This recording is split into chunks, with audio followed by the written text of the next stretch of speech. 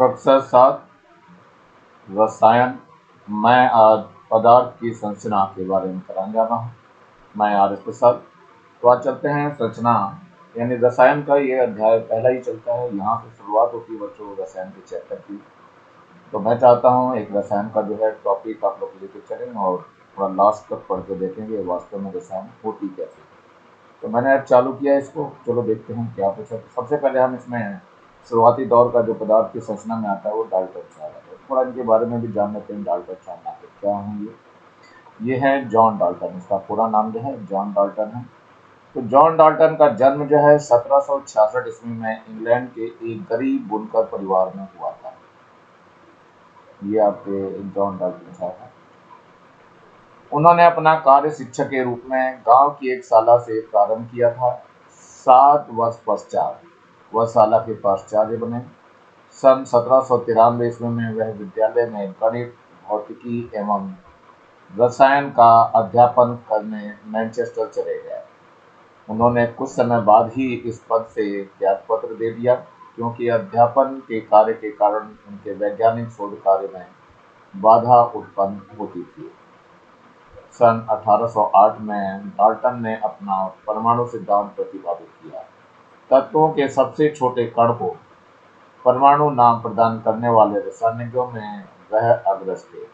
Dalton ने यह सुझाव प्रस्तुत किया कि किसी तत्व के सभी परमाणु एक समान व्यवहार करते हैं। उन्होंने परमाणु की कल्पना अति सूक्ष्म कठोर ठोस कणों के रूप में की है। डाल्टन ने किसी तत्व के परमाणुओं को किसी संकेत अथवा प्रतीक द्वारा व्यक्त करने का सुझाव भी प्रस्तुत किया। डाल्टन की मृत्यु 1844 ईस्वी में हुई है। तो चलते हैं बच्चों, थोड़ा सा आगे देखते हैं। अगला टॉपिक भी हमारा ये है मिश्रण क्या होता है। मतलब इन्हीं सब चीज़ों को मिला जुला करके जो है मिश्रण तैयार होता है। तो मिश्रण के ये प्रकार दिए गए हैं, कौन कौन से जो है मिश्रण है। तो हमें बच्चों ध्यान क्या रखना है, एक तो होती है गैस, दूसरा होता है द्रव और तीसरा जो होता है वो ठोस होता है। इन्हीं सबका हमें करना है लेखा जोखा देखना। तो पहले नंबर पे हम ले रहे हैं गैस में गैस का मिश्रण। तो वो वायु का। तो बहुत सारी वायु में ही, मतलब ऑक्सीजन हो गई, नाइट्रोजन हो गई, हाइड्रोजन हो गई, ये सब वायु में मिलेगी। दूसरे नंबर में है द्रव में गैस का मिश्रण ले रहे हैं। द्रव में जो गैस होती है वो सोडा वाटर है। सोडा वाटर में पानी में कार्बन डाइऑक्साइड घुली होती है और साधारण जल में ऑक्सीजन तथा कार्बन डाइऑक्साइड घुली हुई होती है। तीसरा नंबर आता है द्रव में द्रव का, यानी द्रव के अंदर जो द्रव भरा हुआ, तो नींबू का रस वो भी द्रव है और पानी भी द्रव है। तो द्रव का द्रव में नींबू का रस जो है पानी के साथ। नंबर 4 आता है द्रव में ठोस का, यानी किसी द्रव में ठोस चीनी वगैरह डाल दीजिए। तो ये दिया है समुद्री जल, उसमें नमक घुला हुआ होता है। शक्कर का विलयन, मतलब शक्कर जो है पानी में घुली हुई होती है। चलते हैं नंबर 5 है ठोस में ठोस का। ये बच्चों बहुत ज्यादा इंपॉर्टेंट रहता है, इसको पूछा जाता है बहुत ज्यादा। ठोस का ठोस में जल्दी से महसूस नहीं होगा, लेकिन ये होती है मिश्र धातु, जैसे पीतल, कांसा। और लास्ट में आता है गैस में ठोस का। गैस में ठोस जो है धुआं है, यानी कि गैस में धुएं के कार्बन, यानी कि वायु में धुआं यानी कार्बन के कण जो है मिले हुए, जो कि ठोस होता है। तो इस तरह से मिश्रण का प्रकार जो है इसका भी आपसे पूछा जाता है, इसका भी आपको ज्ञान होना चाहिए। थोड़ा सा आगे की ओर बढ़ते हैं बच्चों। ये दिया हुआ है ठोस तत्व, द्रव तत्व और गैसीय तत्व। इनके कम से कम दो दो ध्यान लेते हैं। पहले ठोस तत्व में पहला नंबर डालते हैं तो वो है सोना। दूसरा नंबर लेते हैं तो चांदी। द्रव तत्व में लेते हैं पहले नंबर पे ब्रोमीन है, दूसरे नंबर पे है पारा। पारा धातु है लेकिन फिर भी द्रव अवस्था में रहता है। गैसीय तत्व लेते हैं, गैसीय तत्व में नंबर 1 पे आता है हाइड्रोजन और नंबर 2 पे आता है नाइट्रोजन। नाइट्रोजन है ये नंबर 2 पे। अब यहाँ पे देखो हवा क्या है, यानी तत्व, यौगिक या मिश्रण। तो हवा को 200 वर्ष पहले तक एक तत्व माना जाता था, किंतु वैज्ञानिकों ने सिद्ध कर दिया कि हवा तत्व नहीं बल्कि नाइट्रोजन, ऑक्सीजन, कार्बन डाइऑक्साइड और अन्य गैसों का मिश्रण है। मतलब हवा एक मिश्रण है। अब थोड़ा सा आगे बढ़ते हैं बच्चों। ये दिया हुआ है ऑक्सीजन के अणु को समझाया गया है। तो ये वाला पहला अणु जो है ऑक्सीजन का, दूसरा अणु भी ऑक्सीजन का है और ये दोनों मिल करके जो है वो एक अणु बनाते हैं। यानी ऑक्सीजन का एक परमाणु, दूसरा परमाणु ये ऑक्सीजन का है, तो यहाँ लिख दे रहा हूँ मैं ऑक्सीजन का परमाणु। ऑक्सीजन का एक परमाणु, दूसरा भी ऑक्सीजन का ही परमाणु है। तो ऑक्सीजन का परमाणु और ऑक्सीजन का परमाणु मिलकर के एक ऑक्सीजन का अणु बनाते हैं। तो ये क्या चीज दिया हुआ है? ऑक्सीजन का अणु। बच्चों थोड़ा सा और ध्यान रखना, ये ऑक्सीजन हो गया और ये भी एक ऑक्सीजन हो गया, ये एक दूसरे से ये डबल बॉन्ड से जुड़े हुए होते हैं। यहाँ पर भी जो ऑक्सीजन दिखाई दे रही है आ जो लिखा हुआ ये ऑक्सीजन को शो कर रहा है। तो ये 3 अणु दिखा रखे हैं इन्होंने। पहला अणु यहाँ पर है ऑक्सीजन का, मतलब इसको हम O2 बोलते हैं। दूसरा अणु यहाँ दिखाया गया है, इसको भी हम O2 ही बोल रहे हैं। और तीसरा अणु यहाँ दिखाया गया है, ये भी आपका O2 है। O2 कैसे जोड़ा हुआ है? एक ऑक्सीजन का ये हो गया और एक ऑक्सीजन ये हो गया, तो O2 बन जाता है। इसकी ज्यादा डिटेल में हम जानकारी अगले तो है। थोड़ा सा बढ़ते हैं और आगे की ओर, तो ये आपको दिखाई दे रहा है गंधक का अणु है बच्चों। गंधक के अणु में देखो ध्यान से, ये कितने गंधक के परमाणु हैं? तो पहला परमाणु यहाँ हो गया, दूसरा परमाणु यहाँ हो गया, तीसरा परमाणु यहाँ हो गया, चौथा परमाणु यहाँ हो गया, पांचवा परमाणु यहाँ दिखाई दे रहा है, छठा परमाणु इस जगह पे है आपका, सातवां परमाणु है यहाँ पर, ये आठवां परमाणु है। मतलब गंधक के 8 परमाणु मिलकर के गंधक का एक अणु बनाते हैं। ये बहुत अच्छे से ध्यान रखना, गंधक के 8 परमाणु मिलकर के गंधक का एक अणु बनाते हैं। तो ये याद रखने वाली चीज है। यहाँ लिख दे रहा हूं, गंधक के 8 परमाणु मिलकर एक अणु बनाते हैं।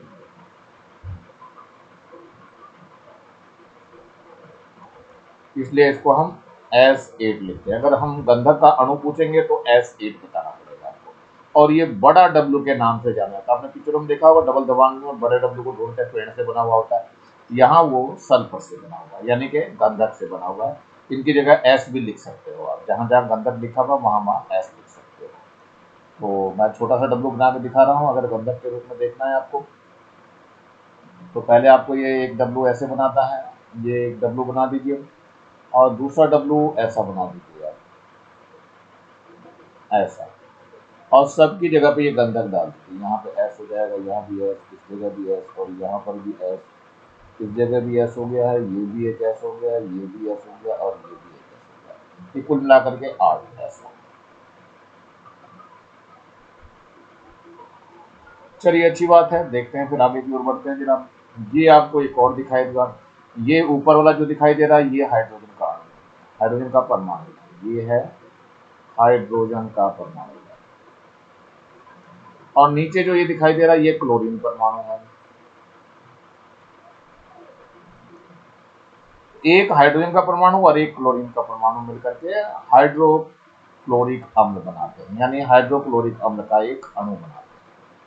जब ये टूटता है, यहाँ पर ये तीर दिखा रखा, आपको टूटने की क्रिया दिखाई गई है, यानी कि गर्म वगैरह कर दी, जो भी उस तरह से, तो हाइड्रोजन एवं क्लोरीन के परमाणु अलग अलग हो जाते हैं। यहाँ देखो ये हाइड्रोजन अलग हो गया है, ये वाला क्या है? ये हाइड्रोजन है। हाइड्रोजन का परमाणु यहाँ हो गया और ये क्लोरीन का परमाणु अलग हो गया।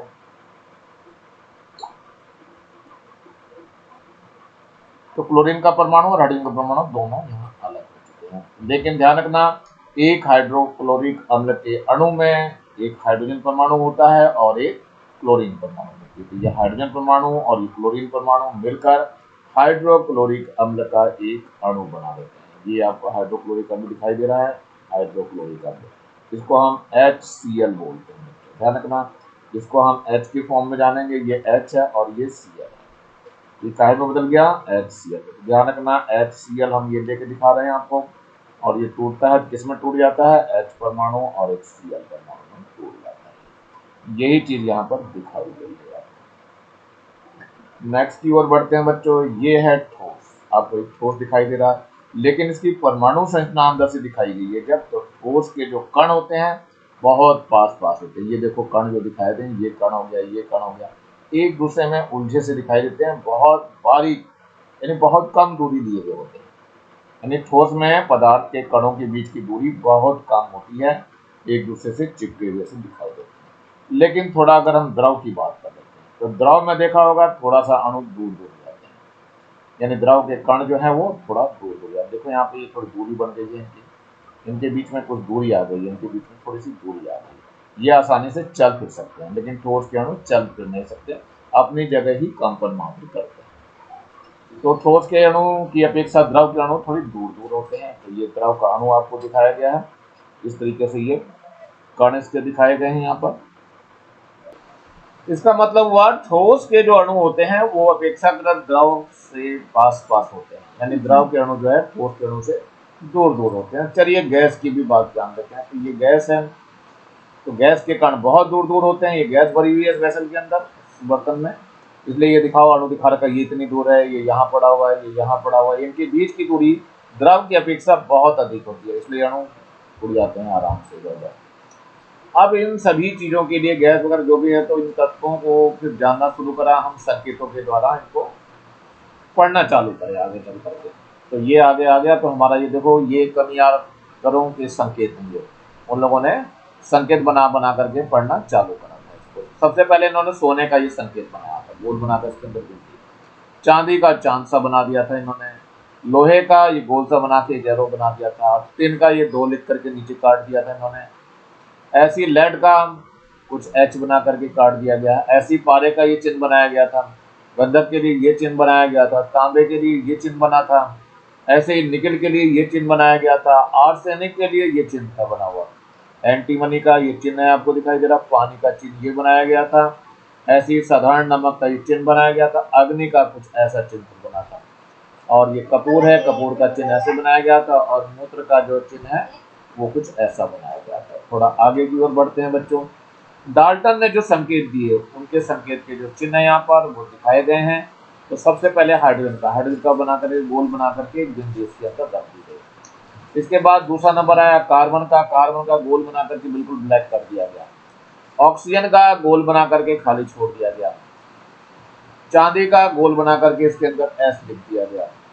सीसा के लिए गोल बनाकर इसके अंदर एल लिख दिया गया, और सोने के लिए इसके अंदर गोल बना करके थोड़ा ये चक्र सा बना करके उसके अंदर जी लिख दिया गया गोल के लिए। तो ये सोने का संकेत, ये डाल्टन के संकेत, तो उन्होंने संकेत बना करके इसको पढ़ना चाहा था, सबको सिंबल की सहायता से पढ़ना आसान लगता है। तो चलते हैं इस लेसन की थोड़ी समरी की तरफ बढ़ते हैं बच्चों, क्या इसमें समरी दी हुई है।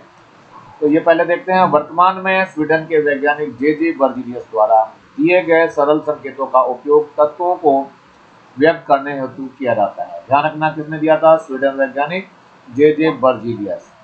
उन्होंने सुझाव दिया था कि किसी भी तत्व का संकेत लिखने के लिए अंग्रेजी वर्णमाला के अक्षरों का उपयोग किया जाए।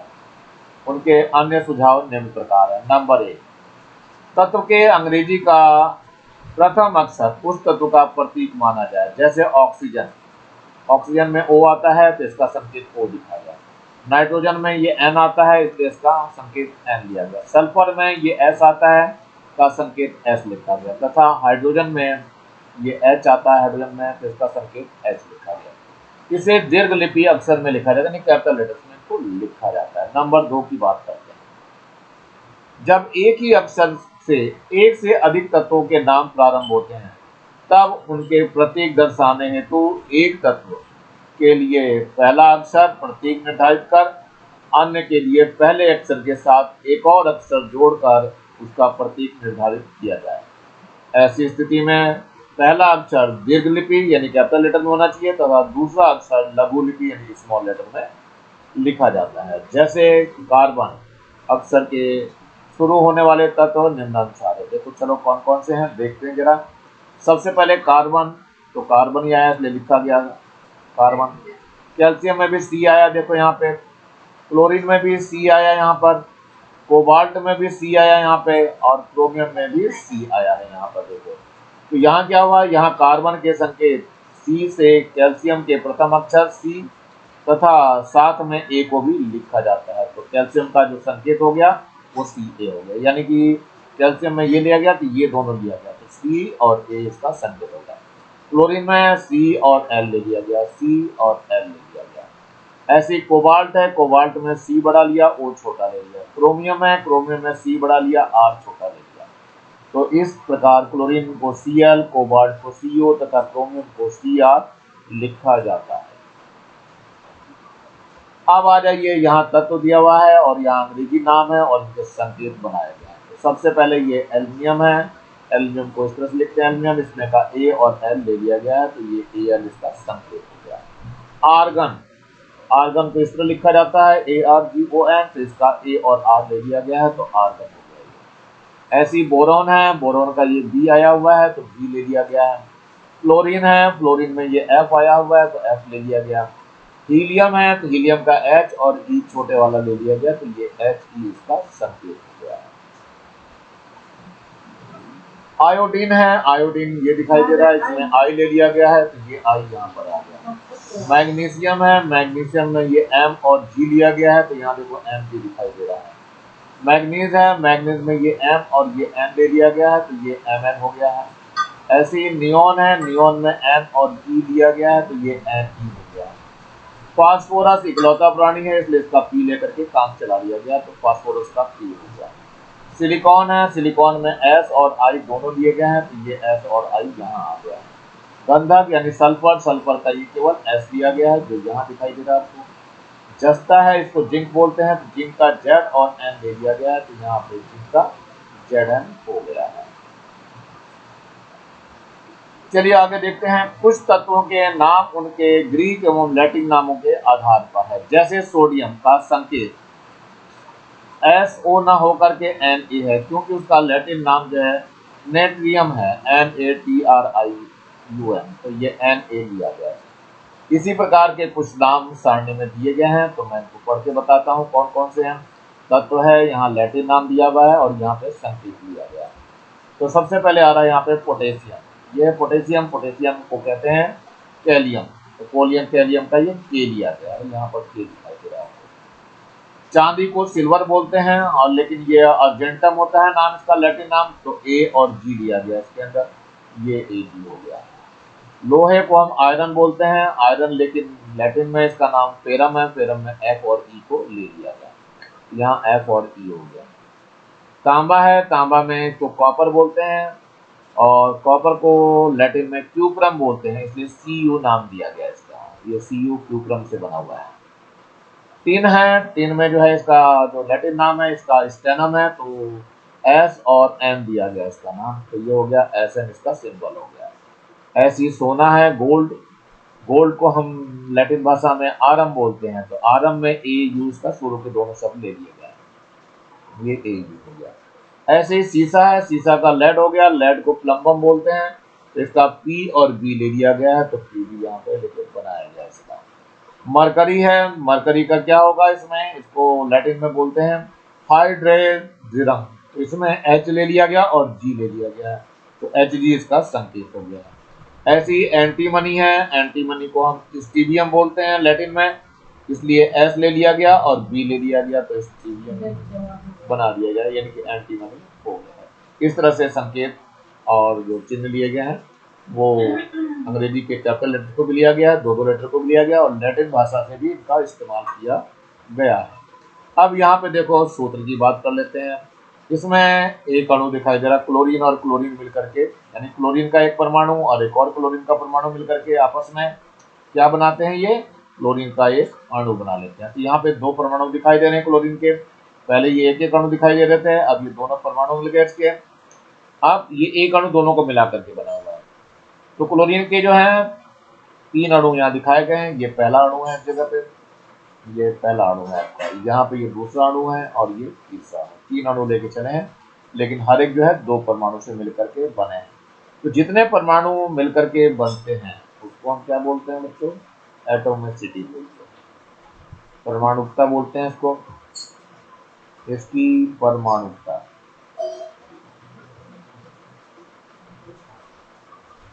परमाणुकता क्लोरीन की कितनी होगी, दो होगी। ऐसी फास्फोरस है, फास्फोरस का जो एक अणु है वो चार परमाणु से मिलकर के बना हुआ होता है। ये चारों परमाणु कैसे मिले हुए होते हैं, ऐसे देखो बने हुए होते हैं, ये यहाँ पर ऐसा पी यहाँ पर होता है, एक पी यहाँ होता है और एक पी यहाँ पर होता है और एक पी यहाँ पर होता है, तो ये सारे कुछ ऐसे मिले हुए होते हैं और इस तरह से चल रहा होता है। ये यहाँ पर एक पी आ जाएगा और ये ऐसे जुड़ जाता है अपने आप बॉन्डिंग के साथ। तो फास्फोरस में जो इसकी परमाणुकता होगी कितनी हो जाएगी बच्चों? 4 हो जाएगी। सल्फर में मैंने बताया था कितनी होती हैं? 8 होती हैं। सल्फर की परमाणुकता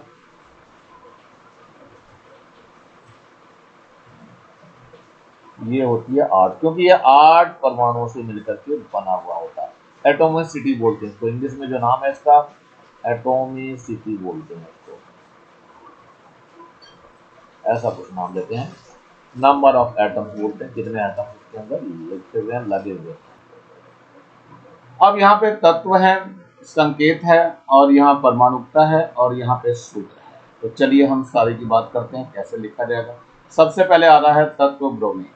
ब्रोमीन का संकेत है Br और परमाणुकता इसकी 2 है, तो सूत्र जो बनेगा वो Br2 बन जाएगा, इसका Br2। ऐसे ही अगला नाम आ रहा है आयोडीन का। आयोडीन का I है संकेत, जो इसकी परमाणुकता होती है वो 2 होती है, तभी यहाँ पर सूत्र इसका I2 लिखा हुआ है। ऐसे ही सल्फर है। सल्फर का जो संकेत है वो S है, और इसकी परमाणुकता 8 है, और इसका जो सूत्र होता है वो S8 होता है। ऐसे ही ऑक्सीजन है। ऑक्सीजन का परमाणु यानी संकेत जो है वो O है, और इसकी परमाणुकता कितनी है? 2 है, क्योंकि 2 परमाणु लगते हैं तो O2 बनता है, ये O2 लिखा है। ऐसे ही हाइड्रोजन है। हाइड्रोजन का संकेत H होता है, इसकी परमाणुकता 2 है दी हुई, और इसका सूत्र जो है वो क्या हो जाएगा? H2 हो जाएगा। तो इस तरह से हम सूत्रों को याद कर सकते हैं और उनको तैयार कर सकते हैं। तो ध्यान रखना है, फास्फोरस का इसमें दिया नहीं है, तो मैं फास्फोरस लिखने जा रहा हूँ। फास्फोरस, फास्फोरस का संकेत जो है वो P होता है बच्चों। परमाणुकता इसकी 4 होती है, और सूत्र इसका P4 होता है। तो यही है बेसिकली, इनको सबको याद करना पड़ेगा, और बहुत जरूरी है याद होना, क्योंकि यही सब एग्जाम में पूछे जाते हैं। हम अगले प्रश्न में, परमाणुकता का मतलब एटोमिसिटी होती है बच्चों, इस वाले को एटोमिसिटी भी बोलते हैं। एटोमिसिटी परमाणुकता है इसका। चलिए यहाँ पर देखिए क्या है, ये पानी का एक अणु दिखा रखा है। पानी का एक अणु क्या है? सूत्र मतलब इसका पानी का सूत्र होता है H2O। तो H का एक यहाँ हो गया, और एक यहाँ हो गया, और एक O हो गया, यानी कि 2 H ऑक्सीजन से लगे हुए होते हैं। तो ये पानी का अणु सूत्र है, इसमें 2 हाइड्रोजन के हैं और 1 ऑक्सीजन है। ये जो है कार्बन डाइऑक्साइड का अणु है। कार्बन डाइऑक्साइड CO2 होती है। तो कार्बन का ये 1 हो गया, ऑक्सीजन के ये 2 मिलकर के लगे हुए होते हैं। इस तरह से सूत्र बनता है कार्बन डाइऑक्साइड। इसका जो सूत्र होता है वास्तव में ये O बना हुआ है, इसके साथ ये बॉन्ड से H जुड़ा होता है, एक बॉन्ड ये होती है, H ऐसा जुड़ा होता है। कार्बन डाइऑक्साइड में ये O होती है, फिर यहाँ पे डबल बॉन्ड सा लगा रहता है, और ये इस तरह का सूत्र होता है, जो हम अगली क्लासेस में पढ़ेंगे। अभी नहीं पढ़ेंगे, अभी तो हमको केवल बॉन्डिंग के बारे में कुछ नहीं बताया जाएगा, लेकिन थोड़ा सा इनका नॉलेज में आपको होना चाहिए। चलिए बच्चों, थोड़ा सा आप चलते हैं अगले पड़ाव की तरफ। इसमें आपको देखो दिखाई दे रहा है, यहाँ क्रमांक है और ये यौगिक है। अब तत्व जिससे ये बना हुआ है, और परमाणुओं की संख्या यहाँ पे, और सूत्र लिखना है यहाँ पे। चलते हैं बच्चों, ये पहला है आपका सल्फर डाइऑक्साइड। किस किस से मिलकर बना है? सल्फर और ऑक्सीजन से बनकर बना है। तो इसका अणु सूत्र यहाँ SO2 दिया हुआ है। तो सल्फर का एक अणु लग रहा है इसमें, ऑक्सीजन के 2 अणु लग रहे हैं, तो ये SO2 सूत्र बन गया इसमें। सल्फ्यूरिक अम्ल, ये देखिए सल्फ्यूरिक अम्ल है, इसका H का 1 है, यहाँ पे H है, H का यहाँ पे 2 है परमाणु, देखो S है, S का 1 परमाणु है यहाँ। O के ऑक्सीजन के 4 परमाणु हैं, तो सूत्र जो बनेगा इसका H2SO4 बनेगा, सल्फ्यूरिक अम्ल हो गया। इसके बाद नंबर 3 पे आ रहा है नाइट्रिक अम्ल। नाइट्रिक अम्ल में देखो एक हाइड्रोजन है, और हाइड्रोजन का 1 परमाणु है। देखो नाइट्रोजन के कितने परमाणु हैं? 1 परमाणु, और ऑक्सीजन के 3 परमाणु हैं। देखो यहाँ पे, तो सूत्र जो बनेगा वो HNO3 बन जाएगा, नाइट्रिक अम्ल का बन जाएगा। ऐसे ही सोडियम हाइड्रोक्साइड चौथे नंबर पे आ रहे हैं, ये सोडियम हाइड्रोक्साइड। तो सोडियम का यहाँ 1 परमाणु है, देखो यहाँ पे, और ऑक्सीजन का कितना है? 1 परमाणु है यहाँ पे, और हाइड्रोजन का भी 1 ही परमाणु है। तो क्या बन जाएगा? ये NaOH, सोडियम हाइड्रोक्साइड का ये सूत्र हो जाएगा। तो सूत्र के साथ साथ परमाणुओं की संख्या और जिस तत्व से बना है वो, और यौगिक जो है, ये सारे नाम आपको याद आना चाहिए और बनाना भी आना चाहिए। चलिए अगले पार्ट में हम देखते हैं, नंबर 5 पे आता है हाइड्रोक्लोरिक अम्ल। हाइड्रोक्लोरिक अम्ल में हाइड्रोजन का 1 परमाणु है, क्लोरीन का भी 1 परमाणु है, दोनों मिलकर के ये HCl बना लेते हैं। नंबर 6 पे आता है अमोनियम क्लोराइड। तो नाइट्रोजन का कितना है यहाँ पर, 1 परमाणु है, तो यहाँ पर N हो जाएगा। और हाइड्रोजन के कितने हैं, 4 परमाणु हैं, तो H का 4 हो जाएगा। और क्लोरीन का यहाँ देखो 1 है, तो यहाँ पर एक Cl हो जाएगा, ये Cl हो गया, तो NH4Cl हो जाएगा अमोनियम क्लोराइड का अणु। इसके बाद नंबर 7 पे आता है आपका सोडियम कार्बोनेट। तो Na है, Na के 2 है यहाँ पर देखो, तो Na2 हो जाएगा, यहाँ Na2 आ जाएगा। कार्बन है, यहाँ कार्बन का 1 है, तो यहाँ पे C रहेगा 1। ऑक्सीजन है, ऑक्सीजन के 3 है यहाँ पे, तो O3 हो जाएगा, तो सूत्र हो जाएगा Na2CO3। किसका सूत्र है ये, सोडियम कार्बोनेट का। ये किसका है, अमोनियम क्लोराइड का। चलिए अब एक नजर मारते हैं लेसन में क्या कुछ दिया हुआ है। तो सबसे पहला नंबर आ रहा है, वे पदार्थ जिनके अवयवों को किसी भौतिक विधि द्वारा अलग किया जा सकता है मिश्रण कहलाते हैं। वे शुद्ध पदार्थ जिनमें एक ही अवयव पाया जाता है तत्व कहलाते हैं। 2 या 2 से अधिक तत्व एक निश्चित अनुपात में मिलकर यौगिक का निर्माण करते हैं। इनके अवयवों को रासायनिक विधि से अलग किया जा सकता है, भौतिक विधि से बिल्कुल नहीं अलग हो सकते। किसी पदार्थ की सबसे छोटी इकाई को परमाणु अथवा अणु कहते हैं। 2 या 2 से अधिक परमाणु मिलकर एक अणु का निर्माण करते हैं। ठोस के पदार्थ के कण एक दूसरे के निकट होते हैं, बहुत ज्यादा निकट होते हैं, और व्यवस्थित एवं निश्चित क्रम में होते हैं। इन कणों के मध्य आकर्षण बल अधिक होता है। द्रव में पदार्थ के कण एक निश्चित स्थान पर नहीं रहते हैं, प्रत्येक कण पूरे द्रव में कहीं भी गति कर सकता है। कणों के बीच आकर्षण बल ठोस की अपेक्षा कम होता है, इसलिए वो कहीं भी गति कर लेता है, जबकि ठोस के अणु अपनी जगह पर रह के केवल कंपन मात्र ही कर सकते हैं। चलिए आगे है, गैस में पदार्थ के कण बहुत दूर दूर रहते हैं। कणों के बीच आकर्षण बल ठोस तथा द्रव की अपेक्षा कम होता है। तत्वों और यौगिकों को संकेतों एवं सूत्रों द्वारा व्यक्त किया जाता है। तत्वों के अंग्रेजी नाम के प्रथम अक्षर को दीर्घ लिपि में लिखकर उसका संकेत लिखा जाता है। यदि आवश्यक हो तो प्रथम अक्षर के साथ अन्य अक्षर लघु लिपि में भी लिखा जाता है, पहला लेटर कैपिटल और दूसरा स्मॉल होता है। किसी भी तत्व के एक अणु में उपस्थित परमाणुओं की संख्या को उसकी परमाणुकता कहते हैं। ये परमाणुकता की परिभाषा बहुत पूछते हैं बच्चों। किसी भी तत्व के एक अणु में उपस्थित परमाणुओं की संख्या को परमाणुकता कहते हैं। एक या एक से अधिक पदार्थ क्रिया करके नए पदार्थ का निर्माण करते हैं, तब इस क्रिया को रासायनिक अभिक्रिया कहते हैं। जैसे हाइड्रोजन है और क्लोरीन है, ये आपस में अभिक्रिया करती हैं और हाइड्रोक्लोरिक अम्ल बना देती है, HCl। बैलेंस भी होना जरूरी है, 2 H के यहाँ, H2 यहाँ, देखो 2 यहाँ क्लोरीन के 2 यहाँ पर। अब आगे देखो, जब रासायनिक अभिक्रिया को संकेतों एवं सूत्रों के माध्यम से लिखा जाता है तो उसे रासायनिक समीकरण कहते हैं। यह अभिक्रिया हुई थी और यह रासायनिक समीकरण लिखी है। किसी रासायनिक समीकरण का संतुलन दर्शाता है कि किसी भी अभिक्रिया में परमाणु न तो उत्पन्न किए जा सकते हैं और ना ही नष्ट, अर्थात लेफ्ट हैंड साइड में और राइट हैंड साइड के परमाणुओं की संख्या बराबर होनी चाहिए। अब यहाँ पे थोड़ा सा और चालू करना चाह रहे हैं। यह है ऐसे पदार्थ जिनके अवयव किसी भौतिक विधि द्वारा अलग किए जा सकते हैं मिश्रण कहलाते हैं। जैसे वायु है, मिट्टी है, धुआं है। नंबर 2 पे आ जाइए, मिश्रण में अवयवी पदार्थों का अनुपात निश्चित होता है, ये भी थोड़ी पहले ही बताया था मैंने। नंबर 3 पे 2 या 2 से अधिक तत्वों के निश्चित अनुपात के संयोग से बने पदार्थ यौगिक कहलाते हैं। जैसे जल है, जल में क्या है, 2 हाइड्रोजन है और 1 ऑक्सीजन है, तो इसका सूत्र जो बनता है वो H2O बन जाता है। कार्बन डाइऑक्साइड, कार्बन डाइऑक्साइड का जो सूत्र होता है वो CO2 होता है। 1 कार्बन और 2 ऑक्सीजन, यहाँ देखो लिखा हुआ है 1 कार्बन है और 2 ऑक्सीजन। नंबर 4 की बात करते हैं, ऐसे पदार्थ जिनको और अधिक सरल पदार्थ में नहीं बांटा जा सकता है उन्हें तत्व कहते हैं। जैसे सोना, चांदी, हाइड्रोजन आदि। नंबर 5 पे आते हैं, तत्व समान गुण धर्म वाले परमाणुओं के संयोग से बने होते हैं। नंबर 6 की बात कर लो, परमाणु पदार्थ की सबसे छोटी इकाई है जो रासायनिक क्रिया में भाग लेता है किंतु स्वतंत्र अवस्था में नहीं रह सकता। नंबर 7 की बात करिए, अणु पदार्थ की सबसे छोटी इकाई है जो रासायनिक क्रिया में भाग लेता है तथा स्वतंत्र अवस्था में रह सकता है।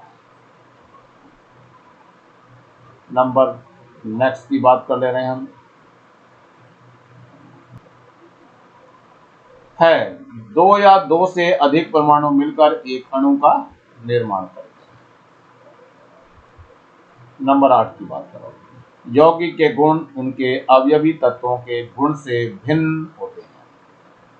नंबर 9 है, अब तक 114 तत्व ज्ञात हो चुके हैं जिनमें 92 यानी 92 तत्व प्रकृति में पाए जाते हैं। शेष तत्व वैज्ञानिकों द्वारा प्रयोगशाला में निर्मित किए गए हैं।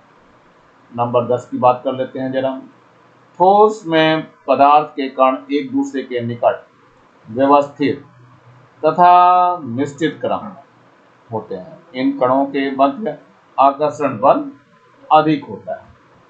नंबर 11 पे चल रहा है, द्रव में कण एक दूसरे से कुछ दूर होते हैं। प्रत्येक कण पूरे द्रव में कहीं भी गति कर सकता है। इन कणों के बीच आकर्षण बल ठोस की अपेक्षा कम होता है। चलिए प्रश्न उत्तर की बढ़ते हैं। निम्नलिखित पदार्थों को तत्व, यौगिक और मिश्रण में पृथक कीजिए। तो तांबा है, तांबा क्या चीज हुआ? तत्व। देखो तत्व है, यौगिक है और ये मिश्रण है। इन सब में हम अलग अलग लिखना चालू करेंगे। तो तांबा क्या है? तत्व है। वायु क्या है? वायु मिश्रण है, तो वायु देखो यहाँ लिखी मिश्रण में। इसके बाद आइसक्रीम क्या है? आइसक्रीम भी मिश्रण है, वो यहाँ लिखा हुआ मिश्रण में। नमक क्या है? नमक यौगिक है, NaCl बोलते हैं। ऑक्सीजन क्या है हमारे पास? ऑक्सीजन तत्व है, जो तत्व में लिखी हुई है। पानी क्या है? यौगिक है, वो जो यहाँ लिखा हुआ है। तो ध्यान रखना, जैसे तांबा है, तांबा को हम Cu से दिखाते हैं, ऑक्सीजन को हम O से दिखाते हैं, नमक को हम NaCl से लिखते हैं और पानी को हम किससे लिखते हैं? H2O से लिखते हैं। वायु और आइसक्रीम चूंकि मिश्रण है इसलिए नहीं लिखते। अब आता है अगला प्रश्न, नंबर 2 है, तत्व किसे कहते हैं? उत्तर है, वे शुद्ध पदार्थ जिसमें एक ही अवयव पाया जाता है तत्व कहलाते हैं। अर्थात तत्व में एक ही प्रकार के परमाणु होते हैं। जैसे उदाहरण है, सोना है, चांदी है, ऑक्सीजन है, नाइट्रोजन है आदि। अब अगला प्रश्न आ रहा है आपके सामने, निम्नलिखित पदार्थों की परमाणुता क्या होगी? तो यहाँ पे दिया है ओजोन, तो मैं यहाँ पे पदार्थ ले रहा हूँ और परमाणुता भी बता रहा हूँ साथ। ओजोन लिया है, ओजोन में O3 है तो इसकी परमाणुता 3 है। ऐसे ये P4 है, फास्फोरस है, फास्फोरस अणु है, इसमें P4 है तो इसकी परमाणुता 4 होगी। सल्फर है, देखो यहाँ दिया हुआ है S8, तो S8 में नीचे 8 लिखा हुआ, ये इसकी परमाणुता है, तो सल्फर की परमाणुता 8 होगी। अगला नंबर आ रहा ब्रोमीन का, तो ब्रोमीन Br2 है तो इसकी परमाणुता 2 होगी, जो कि यहाँ लिखी हुई है। ऐसे बच्चों फास्फोरस में भी परमाणुता बताते हैं, फास्फोरस की बताई दी हमने अपनी। चलिए आगे चलते हैं बच्चों। अब ये आ रहा है प्रश्न है, अणु सूत्र किसे कहते हैं? तो उत्तर है, वह सूत्र जिसके द्वारा किसी तत्व अथवा यौगिक के एक अणु में उपस्थित परमाणुओं की संख्या की जानकारी मिलती है, उसे अणु सूत्र कहते हैं। जैसे H2O, इसमें हाइड्रोजन के 2 अणु हैं, 2 परमाणु, और ऑक्सीजन का 1 परमाणु। ब्रोमीन Br2 है, इसमें ब्रोमीन के 2 परमाणु लगे हैं आदि। प्रश्न नंबर 3 है, रासायनिक समीकरण से क्या क्या जानकारियां प्राप्त होती हैं? तो रासायनिक समीकरण से हमें निम्नलिखित जानकारियां प्राप्त होती है। नंबर 1 है, रासायनिक अभिक्रिया में भाग लेने तथा प्राप्त पदार्थों की। नंबर 2, अभिकारकों के कितने अणु या परमाणु अभिक्रिया करके उत्पाद के कितने अणु या परमाणु बनाते हैं। और नंबर 3, अभिक्रिया की परिस्थिति क्या है? जैसे अभिक्रिया हमने ले ली, H2 ले लिया और इसमें ऑक्सीजन है, O2 है, ये आपस में अभिक्रिया बना करते हैं और जल का अणु बना लेते हैं। तो यहाँ पे 2 से गुणा करके इसको बराबर करते हैं, तो हाइड्रोजन भी 2 से गुणा करके बराबर कर दीजिए। तो ये क्या हुआ, इसमें ये सारे के सारे इधर ये जो दिखाई दे रहे हैं ये अभिकारक होते हैं, इनको हम अभिकारक बोलते हैं और ये क्रियाफल पदार्थ है। क्रिया फल पदार्थ, इसको हम या उत्पाद भी बोलते हैं, जो उत्पन्न हो गया वो हो गया। चलिए अब दे रहे हैं तत्वों के नाम तथा संकेतों की सही जोड़ी बनाई। तो चलिए बच्चों देखते हैं क्या बनता है। तो पहले नंबर पे दे रहे हैं कार्बन। कार्बन में ये संकेत दिया हुआ है क्लोरीन, तो क्लोरीन कार्बन का नहीं है। कार्बन का सही उत्तर सी होगा, जो कि यहाँ दिया होगा, देख लो यहाँ पर दिया हुआ है, ये राशि दिया हुआ है। चलिए ऐसे नंबर 2 पे है सल्फर। तो सल्फर का एस होता है बच्चों, ये यहाँ दिया हुआ है, देखो एस, ये सल्फर आपका यहाँ लिखा जाएगा दूसरे नंबर पे। ऐसे तीसरे नंबर पे देखो क्या चीज है, तीसरे नंबर पे क्लोरीन है बच्चों। क्लोरीन का जो संकेत है वो Cl होता है, तो Cl आपका ये यहाँ पे दिया हुआ है, तो Cl यहाँ पे लिखा जाएगा। इसके बाद आता है नंबर 4 पे। नंबर 4 पे क्या चीज है, मैग्नीशियम है। तो मैग्नीशियम का बच्चों क्या होता है, Mg होता है, वो Mg यहाँ दिया हुआ है, तो इसके सामने लिखा जाएगा Mg। ऐसे ही नंबर 5 पे आ रहा है जिंक। जिंक का होता है Zn, Zn जो कि यहाँ लिखा हुआ है, तो Zn इसके सामने लिखा जाएगा, Zn यहाँ आ जाएगा। ध्यान रखना बच्चों, ये सही उत्तर संकेत दिए जा रहे हैं। ऐसे ही नंबर 6 पे आता है मैग्नीज। मैग्नीज का Mn होता है, ये Mn यहाँ लिखा हुआ है, देखो दिखाई दे रहा, तो यहाँ पर Mn को लिख दिया जाएगा। अब आ जाइए सोडियम। नंबर 7 पे क्या है, सोडियम। सोडियम का संकेत Na होता है, तो ये Na यहाँ दिया हुआ है, तो ये संकेत हमने Na यहाँ लिख दिया है। ऐसे नंबर पे आता है गोल्ड यानी कि सोना। तो सोने का Au होता है बच्चों, यहाँ पर Au ये लिखा हुआ है, तो इसके सामने हमने Au लिख दिया है। सही उत्तर। नंबर 9 की बात करो, आयरन।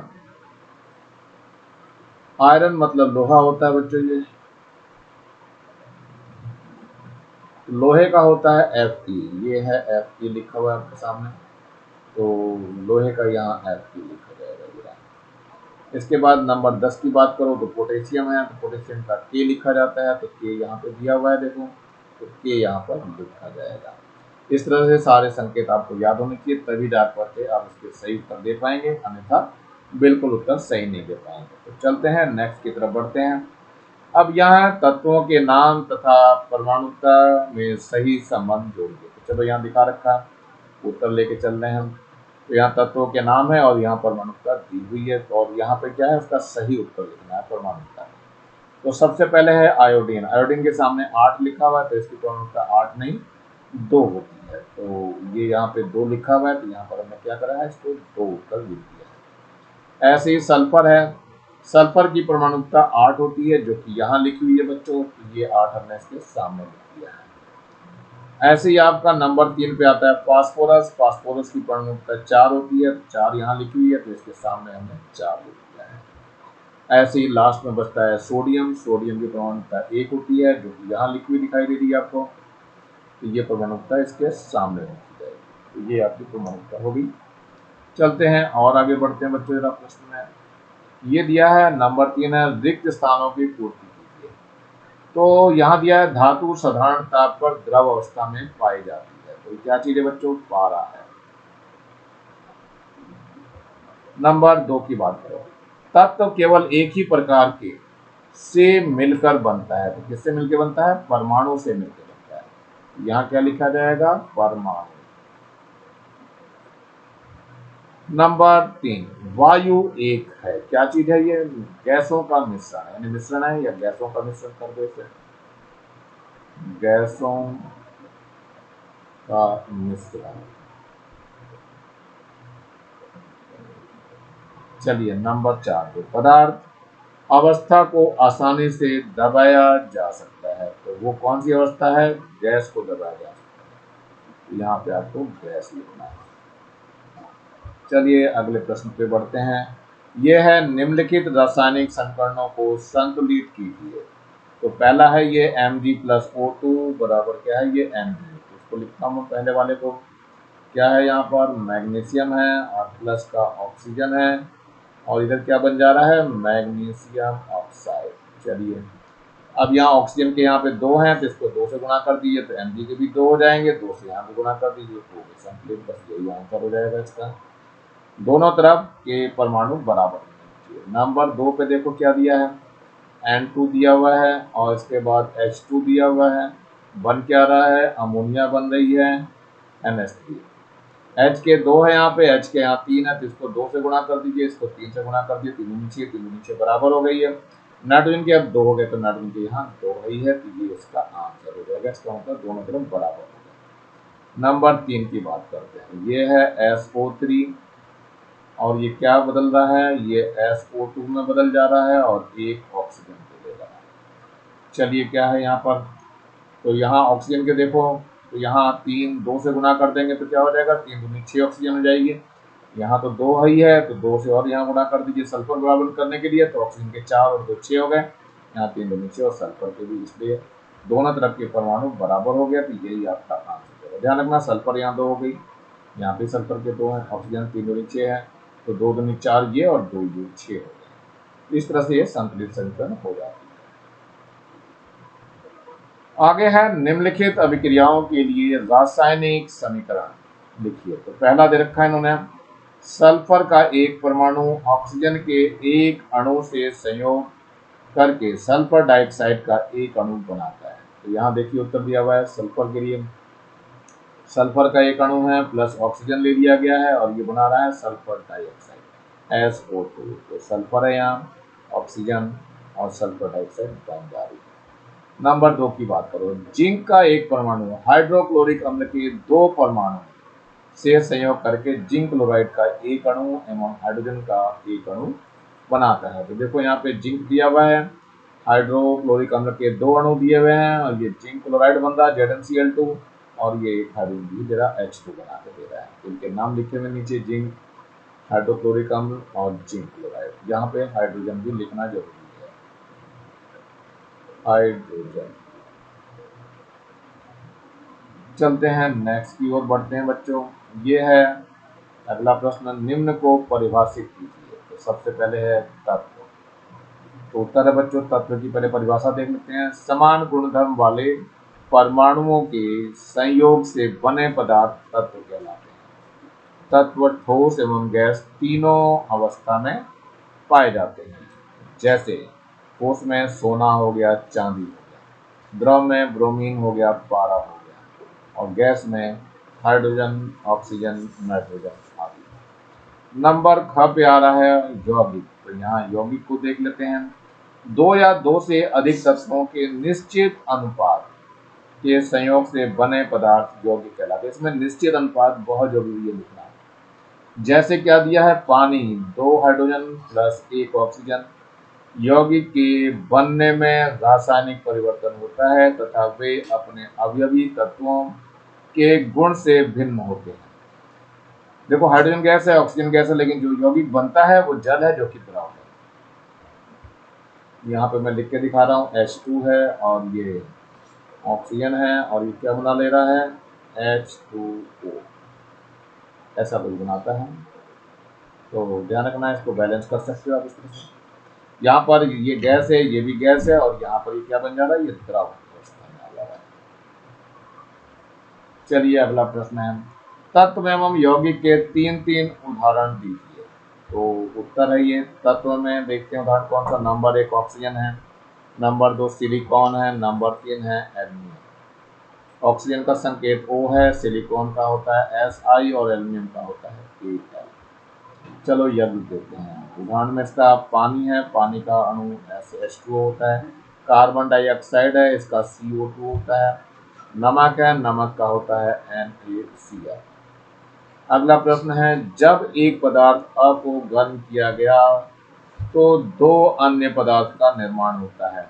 इस कारण सहित बताइए कि पदार्थ अ तत्व है या यौगिक है। चलिए उत्तर देखते हैं बच्चों। पदार्थ अयौगिक है क्योंकि यौगिक अलग अलग तत्वों से मिलकर बने होते हैं। जब पदार्थ अ को गर्म किया जाता है तो वह 2 अलग अलग पदार्थों यानी तत्वों में परिवर्तित हो जाता है, जबकि तत्व में एक ही प्रकार का अवयव यानी परमाणु होता है। प्रश्न है, निम्नलिखित में अंतर स्पष्ट कीजिए। तो यहाँ पर है मिश्रण एवं यौगिक और दूसरा है तत्व एवं यौगिक। तो पहले उत्तर लेके चल रहे हैं हम।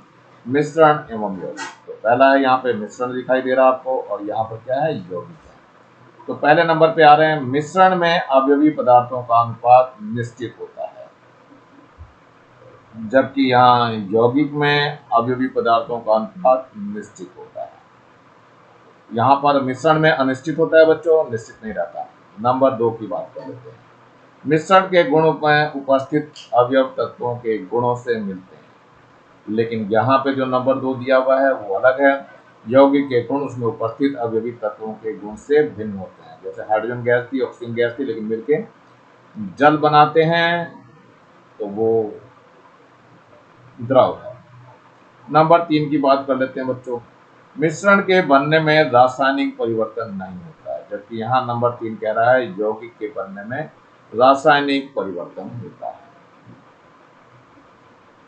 चलिए तत्व एवं यौगिक की बात कर लेते हैं। तो तत्व यहाँ पे दिया हुआ दिखाई दे रहा है, और यहाँ पर यौगिक है आपको। तो पहले नंबर पे चलते हैं तत्व। तत्व एक ही प्रकार के परमाणु से मिलकर बना होता है, और यहाँ जो नंबर 1 है, यौगिक 2 या 2 से अधिक तत्वों के निश्चित अनुपात से मिलकर बना होता है। नंबर 2 बात कर लेते हैं। तत्व का सबसे छोटा कण परमाणु होता है, और यहाँ पे जो नंबर 2 दिया है, यौगिक का सबसे छोटा कण अणु होता है। नंबर 3 की बात कर लेते हैं। तत्व का किसी भी भौतिक या रासायनिक विधि द्वारा और अवयव प्राप्त नहीं किया जा सकता, लेकिन यहाँ का जो नंबर 3 है बच्चों, वो है उसके अवयवों में अलग अलग कर सकते हैं।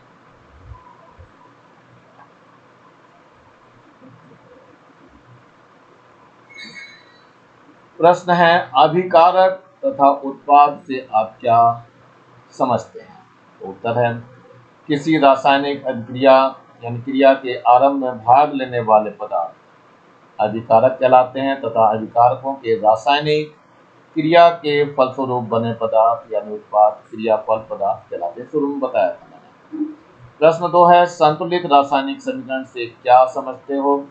तो ये उत्तर है बच्चों, ऐसा रासायनिक समीकरण जिसमें अभिकारकों यानी क्रिया में भाग लेने वाले तथा उत्पादों यानी क्रियाफल के परमाणुओं की संख्या बराबर हो, संतुलित रासायनिक समीकरण कहलाता है।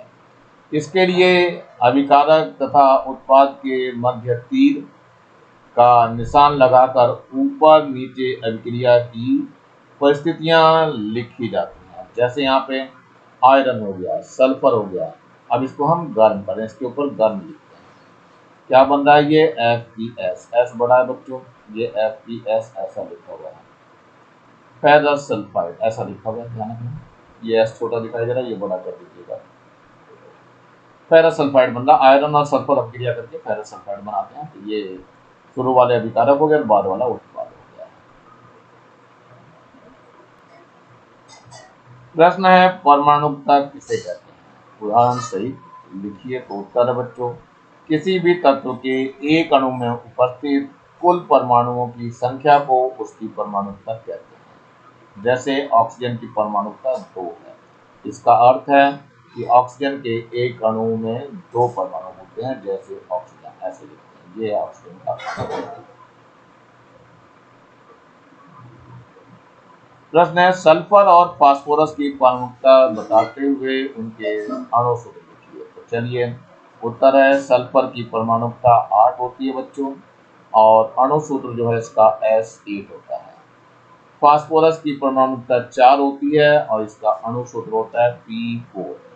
मैंने बताया था S बड़ा W दिखता है, और P4 थोड़ा सा समचतुर्भुज बना देता है, समचतुष्फलक बनाता है। चलिए हम चलते हैं आगे, संकेत, तत्वों के संकेत और इसके नाम देखेंगे कैसे हैं, हमको याद करने की कोशिश भी करना है साथ साथ। चलिए देखते हैं, तत्व के नाम है यहाँ पे, और यहाँ प्रतीक और संकेत इसके लिखे हुए हैं, याद करते हुए चलना, क्योंकि बच्चों यही याद कर लोगे तो आगे थोड़ी आसानी रहती है आप लोगों को। तो ये यहीं से शुरुआत होती है चीज़ों की। तो रसायन की बेसिकली शुरुआत इसी क्लास से होती है, यहीं से इसका उद्घाटन होता है। तो आज ये रसायन का ही उद्घाटन किया है मैंने। तो यहाँ सबसे पहले आ रहा है एल्युमिनियम। एल्युमिनियम ये लिखा हुआ है, इसका संकेत Al होता है।